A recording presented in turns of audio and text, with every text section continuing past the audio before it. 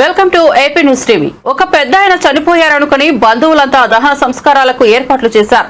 Hospital నుంచి ఇంటికి తెచ్చారు. బంధువులంతా వచ్చి నివాళులు సైతం అర్పించారు.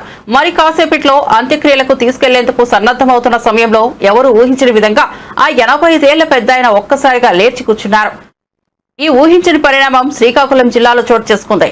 అంత్యక్రియలకు ఏర్పాట్లు చేస్తున్న సమయంలో ఓ వ్యక్తి సడన్ గా లేచి కూర్చున్న ఘటన శ్రీకాకుళం జిల్లాలో చోటు చేసుకుంది.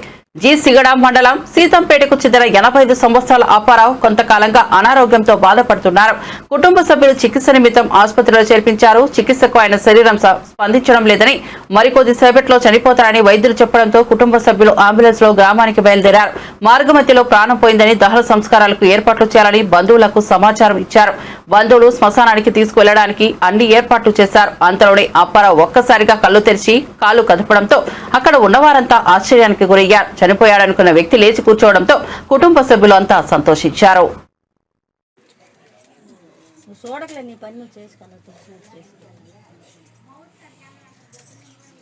అదేనండి, మా నాన్నగారు నేను వాళ్ళ అమ్మాయిని ఆయన పరిచయం చూసి మాకు కూడా భయం వేసింది. చూసిన వాళ్ళందరూ కూడా ఇంకా చనిపోయాడు తీసుకెళ్ళిపోవడం మంచిది, ఊర్ల మీద ఏమైనా తనకి ఏమైనా చూడాలని కానీ మనసులో కానీ ఉండి కానీ ఆ ప్రాణం ఎక్కడైనా కొట్టుకుంటుందేమో, ఇంటికి తీసుకెళ్ళిన తర్వాత నలుగురిని చూసి కూడా ప్రాణం పోతుందేమో అన్నారు. ఇంకా డాక్టర్ కూడా చేతులు ఎత్తుకొని మేము ఇంకెందుకులే అని చెప్పేసి ఇంకా ఆయన్ని అక్కడ ఆయన బాధ మేము చూడలేక ఇంటికి తీసుకురావడం జరిగిందండి.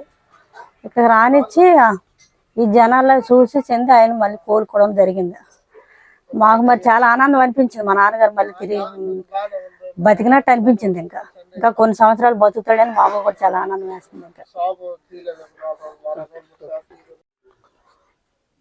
మా ఊరు సీతంపేట అండి. నా పేరు రమణ. మా తాతయ్య గారికి హెల్త్ బాగుప్పుడు జిమ్స్ హాస్పిటల్ తీసుకెళ్ళాం. అక్కడ రికవరీ నిమిత్తం 3 days ఉంచాం. మరి వాళ్ళైతే ఇంకా చనిపోతారని చెప్పి స్టేట్మెంట్ అవ్వడంతో మనం ఇంటికి తీసుకురావడం జరిగింది. తీసుకొచ్చిన వెంటనే మనిషిని మళ్ళీ కదలికలు స్టార్ట్ అయ్యి మళ్ళీ లోకల్ డాక్టర్ని పిలిచి ఆ డాక్టర్ ద్వారా ట్రీట్మెంట్ చేపిస్తే మళ్ళీ మామూలు అయిపోయారు మనిషి. ఇది మాకు ఆనందకరంగానే ఉంది. అంత్యక్రియలు అన్ని రెడీ చేస్తాము.